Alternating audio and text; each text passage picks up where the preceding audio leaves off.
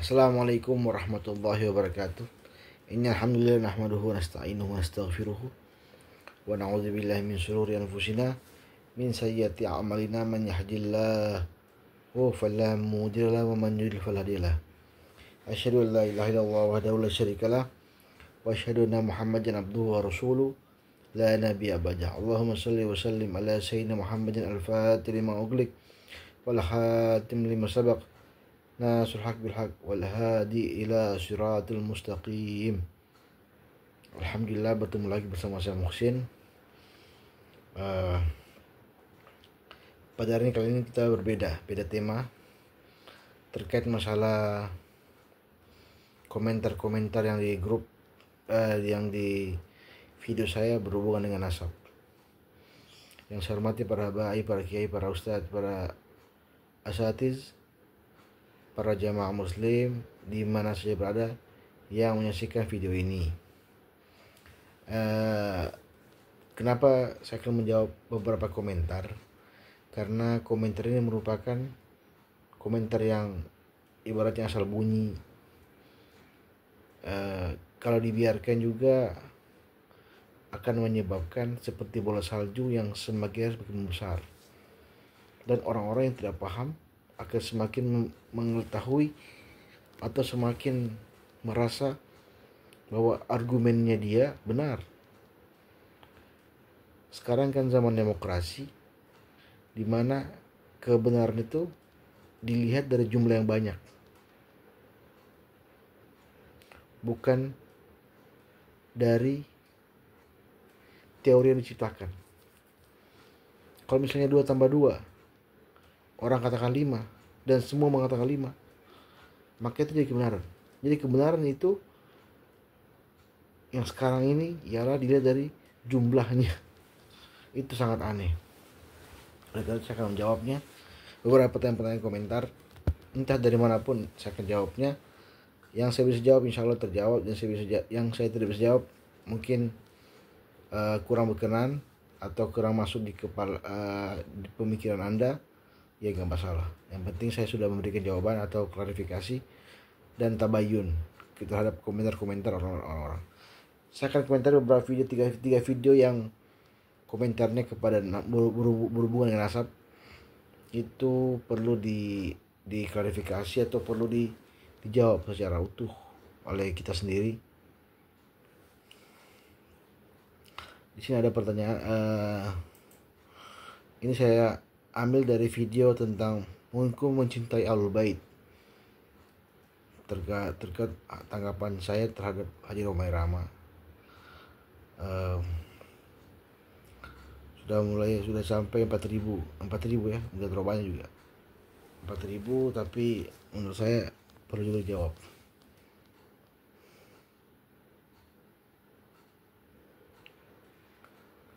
Ada pertanyaan mengenai masalah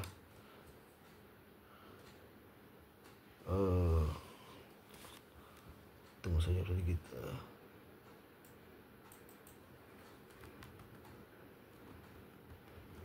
Ada yang mengatakan dari komentar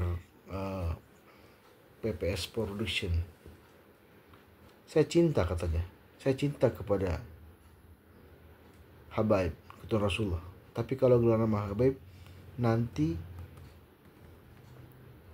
dulu, karena tidak ada dalil atau hadis Nabi yang harus mencintai Habaib, dan karena Habib belum tentu keturunan Nabi. Nah, saya akan jawab, memang tidak ada dalam hadis Nabi Habib itu tidak ada, tetapi zuriyah Nabi ada. Bahkan dalam hadis Nabi katakan, aku tinggalkan 2 perkara, wa itriti, itu keturunanku, kata Rasulullah. Sehingga keturunanku itu berarti masih ada sampai sekarang, kata Rasulullah. Aku tinggalkan 2 perkara bagimu, yaitu Al-Quran dan keturunanku. Artinya apa? Kalau Rasulullah mengatakan seperti itu, meninggalkan keturunanku, apakah keturunanku itu hanya sampai di Hasan Hussein? Kan tidak mungkin. Pasti sampai sampai sekarang. Itu pertama. Yang kedua, gelar Habib. Sudah banyak dijelaskan beberapa kalangan orang-orang apa itu gelar Habib. Gelar Habib itu hanya ada di istilahnya Indonesia. Habib berasal dari kata hub, cinta. Habib berarti cinta kepada mereka yang dicintai, mahabbah. Kemudian Habib itu istilah orang-orang Indonesia. Mungkin di Jakarta ada, tapi di tempat lain ada namanya Sayyid, ada namanya Iye. Nah itu namanya istilah-istilah tersebut itu muncul di Indonesia, dan mereka nggak minta. Para Habib gak minta dipanggil Habib, biasa aja. Bahkan saya pernah bertemu dengan Profesor Quraisyab. Beliau katakan, untuk apa kita bahas? Cukup kita tahu sendiri aja kita Habaib. Seperti itu. Jadi karena mereka cinta kepada Habaib, wajar jika sekiranya ada yang berkorban hartanya demi Habaib, ada yang mencium kakinya ada Habaib. Itu kan mereka tidak minta. Mereka orang-orang cinta kepada Habaib dan cinta kepada keturunannya. Itu ekspresi cinta yang tentu saja berbeda-beda tanggapannya. Itu untuk jawaban kepada saudara PS Production. Itu penting.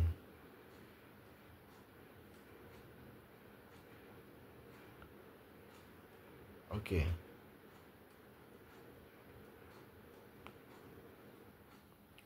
Ada juga pertanyaan sini. Mencintai keturunan Nabi yang wajib tapi yang asli. Yang jelas sejarahnya yang nyambung. Bukan memanfaatkan keturunan untuk memeras, bukan juga menyombongkan, merendahkan orang lain. Jelas. Nah ini, kalau Anda gak percaya, beberapa Habaib itu saling menegur tentang cara mereka ceramah, cara berdakwah, macam-macam. Ada yang keras, ada yang low profile, ada yang lemah lembut, macam-macam.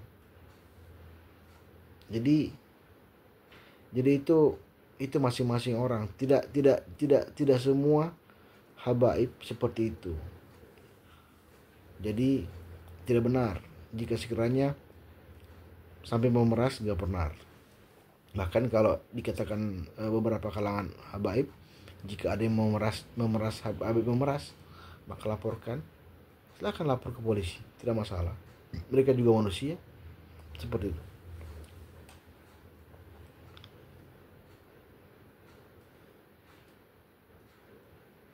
Kemudian ada pertanyaan lagi terkait masalah, ada yang mengatakan ngawur, Mbak Alawi terlalu maksa dan ambisius pengen dihormati. Sebenarnya semua Habaib tidak ada yang ambisius.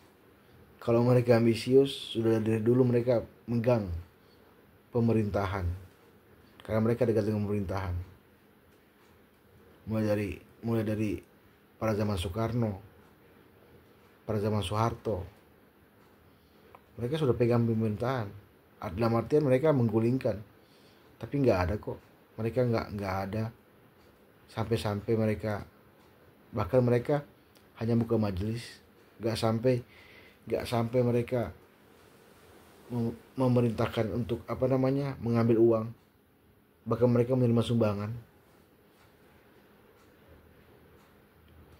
Jadi seperti itu. Jadi tidak benar jika sekiranya ada kata-kata ambisius.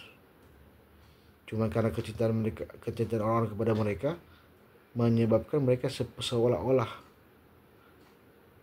seperti ambisius, padahal tidak ada.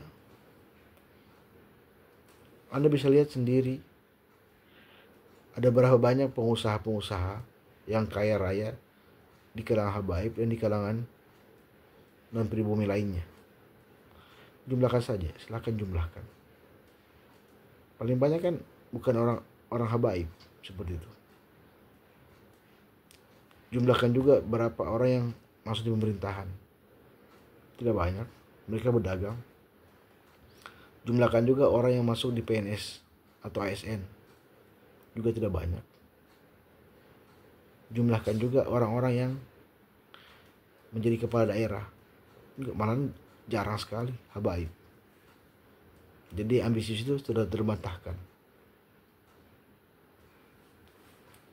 Kemudian ada yang mengatakan nasabnya nyambung ke Rasul, itu Wali Songo dan keturunannya. Mereka udah ketahuan alim,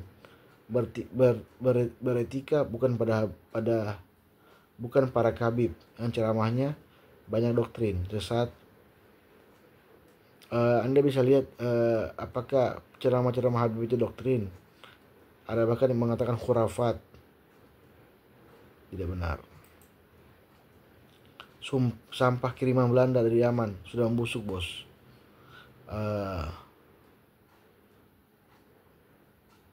Mengenai Belanda, orang-orang Belanda pada zaman itu kan sudah jelaskan. Mereka mencari habaib bukan untuk kerjasama. Mereka meminta kepada habaib itu mungkin sesuatu, tapi gak dikasih oleh habaib, karena mereka cinta kepada tanah air.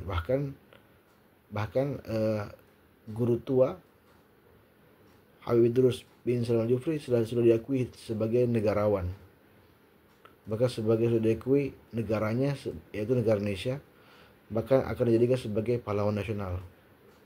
Itu menunjukkan bahwasanya negara mengakui bahwa Habib Idrus bin Salim Al-Jufri itu sebagai pahlawan nasional, dan negaranya pun menjadi warga negara Indonesia. Jadi yang mengatakan mereka bergelut dengan Belanda, salah besar. Bahkan kalau Anda baca sejarah, Belanda itu sempat menghilangkan sekolah-sekolah yang berdiri di Sulawesi Tengah, Kota Palu, menyebabkan Habib Idrus itu diasingkan dan tidak sempat berdiri ke sekolahnya, bahkan bersekolah secara diam-diam. Itu menunjukkan apa? Bahwa tidak ada kerjasama dengan Belanda. Selesai. Kemudian apa lagi nih?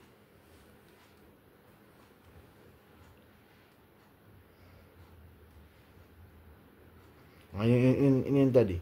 Saya tidak paham tentang nasab. Tapi itrah itu apa? Itrah itu pasti zuriat Nabi. Tapi mereka adalah manusia terbaik dari seluruh zuriat dalam satu generasi. Kemudian dilanjutkan oleh itrah berikutnya, yaitu manusia terbaik seluruh zuriat Nabi dalam generasi berikutnya tersebut, sehingga Imam Mahdi adalah itrah Nabi terakhir, yang mana beliau adalah manusia terbaik generasi zuriat Nabi. Mereka adalah itrah Nabi, bahkan mutlak harus mempresentasikan Nabi dalam banyak hal. Ada tiga kriteria: kesamaan ajaran Nabi, kesamaan kemuliaan akhlak, menyayangi seluruh umat manusia. Nah ya, ini gambarannya terkait orang-orang ini memperjelas ya apa itu itrah. Itrah itu diperluas bukan hanya zuriat Nabi, lebih kepada ulama-ulama yang sama akhlaknya dengan Nabi, kemudian sama dengan jalurnya Nabi, dalam artian bukan nasab tetapi lebih kepada ajarannya, kemudian menyayangi umatnya. Bagi dia, si pojok kuah ini mengatakan seperti itu, dan saya mengapresiasi sekaligus mengatakan terima kasih atas penjelasannya. Ini diperluas ini. Itrati itu lebih kepada manusia bagi dia. Tapi kalau bagi para ulama-ulama hadis, keturunanku katanya.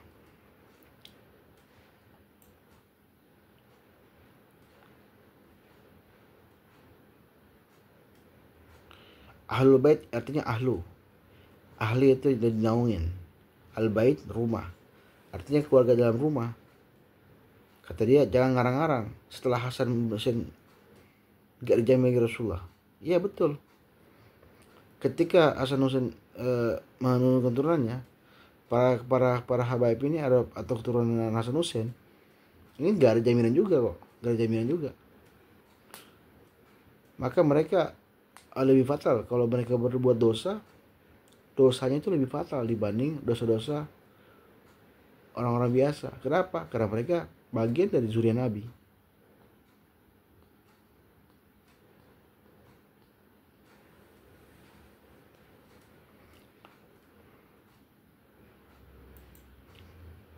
Kemudian semoga banyak channel yang pro imat, baik pro imat maupun pro balawi, yang menghadirkan kedua kubu biar kami yang awam tercerahkan. Nah betul, sepakat kepada orang. Jadi dia menjelaskan bahwasanya semoga dua-duanya ada. Semoga ada, kenapa? Agar orang-orang awam tercerahkan. Betul, sepakat.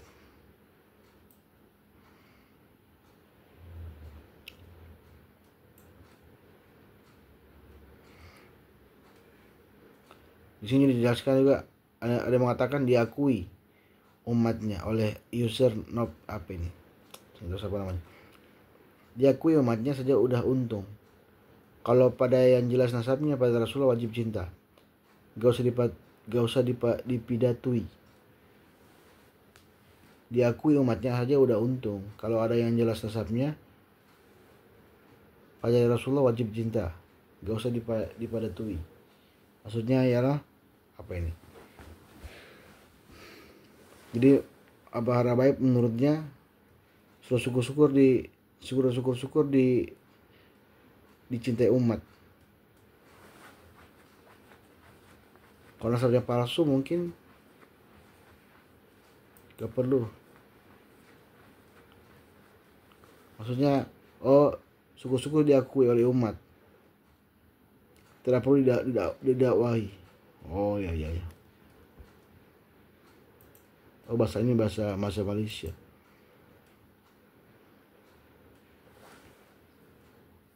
Nabi Muhammad Nabi seluruh umat muslim, dia bukan Yaman. Ya betul, Nabi Muhammad itu bukan orang Yaman, maksudnya bukan orang untuk Yaman, tetapi keturunannya pindah ke Yaman pada masa itu. Ada yang mengatakan Ahlul Bait bukan Ba'alawi. Ba'alawi itu lebih kepada keturunan Nabi, keturunan Alwi.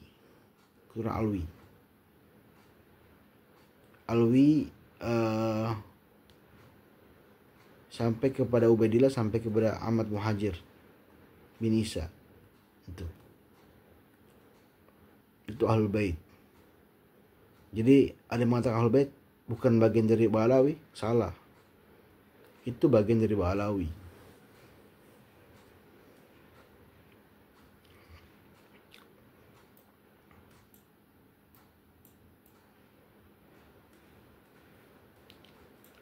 Hei Bung, kalau Habib Soleh Alim ya ta'zim. Tapi kalau Habib minta ke kampung-kampung, ya benar, saya juga dapat informasi seperti itu, bahwa ada beberapa habaib yang mengatasnamakan habaib dan dia minta dari kampung, minta ini minta itu, dan itu terus terang lapor aja, gak masalah, lapor ke polisi aja, supaya jelas-jelas itu merugikan masyarakat, dan mereka juga akan ada KTP-nya, pasti akan dihukum. Dan para habaib juga tidak akan melarang kalau mereka berbuat salah.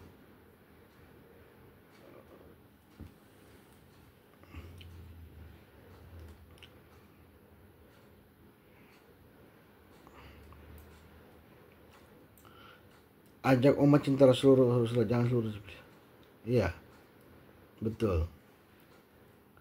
Ajak umat untuk cinta seluruh keluarga Rasulullah, jangan pilih klan saja. Iya betul. Saya pribadi juga mengatakan seperti itu. Jangan kita bersuku-suku, bermarga-marga. Kita harus mencintai seluruh umat manusia.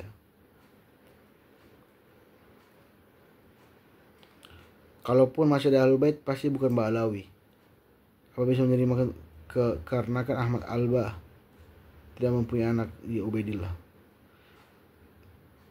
Yang jelas kata beberapa sejarawan, sudah dijelaskan oleh Habib Hanif juga, bahwa Ubaidillah itu bagian dari Ba'alawi, anaknya Isa, Ahmad Muhajir. Jadi mau bagaimanapun dikatakan tidak betul, karena istilah ini, kenapa ini diperbincangkan? Karena istilah terkait masalah harus ada yang menyebutkan kitab zaman, itu kan tidak masuk akal. Kenapa? Karena Nabi pun, Nabi Muhammad SAW, sahabat Nabi, itu tidak menulis hadis pada zamannya. Kata Rasulullah, la taktubu anni ghairil Qur'an, wa man kataba anni ghairil Qur'an falyamuhu. Jadi kata Rasulullah, janganlah menulis dariku selain Al-Quran, maka tulislah Al-Quran, tapi jika Al-Quran yang lain, jika bukan Al-Quran maka hapuslah. Itu diyakini oleh para sahabat, dan dikerahkan bahwa jangan menulis selain Al-Quran, karena pada masa itu ada Al-Quran turun sehingga takut bercampur. Nah, oleh karena itu, jika kita merujuk kepada Kiai Imaduddin yang mengatakan harus ada kitab zaman, maka semua hadis Nabi itu enggak bisa diakui dari Nabi. Kenapa?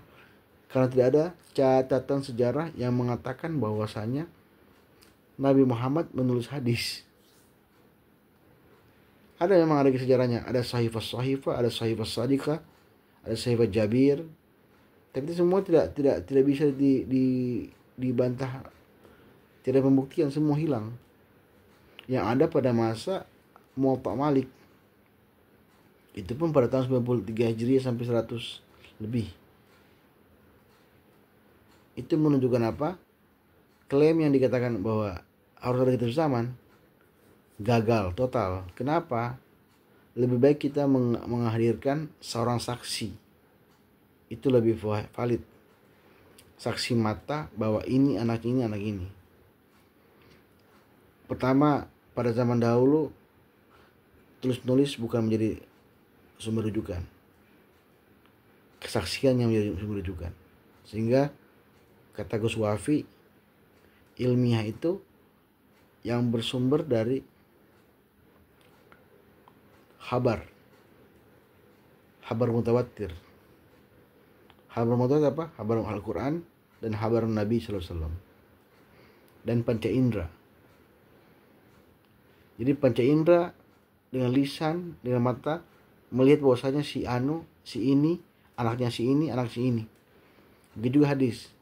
Makanya ilmu nasab itu di bawah dibanding ilmu hadis. Ilmu hadis itu sama seperti sama kita gunakan untuk membuktikan bahwa hadis Nabi itu dari Rasulullah, seperti itu.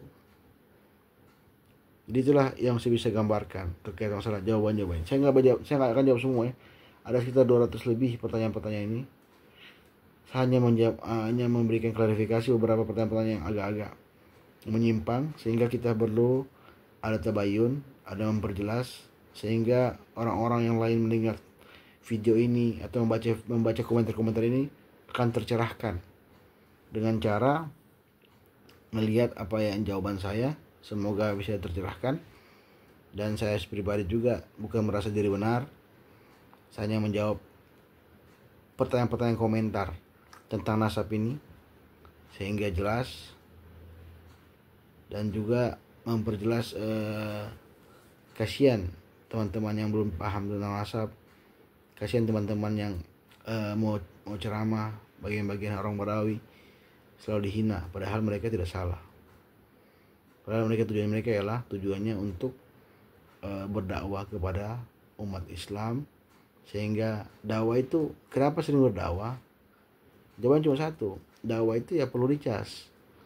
Al-Islam, al-iman itu yazid wa yankus, iman itu bisa bertambah, bisa berkurang karena ketaatan, berkurang karena kemaksiatan, bertambah karena ketaatan. Jadi kalau kita dengar dakwah terus, insya Allah iman kita akan bertambah sesuai dengan apa yang kita dengar. Oleh itu aja saya sudah sampaikan, lebih dari kurang mohon maaf. Akhirul kalam. Wassalamualaikum warahmatullahi wabarakatuh.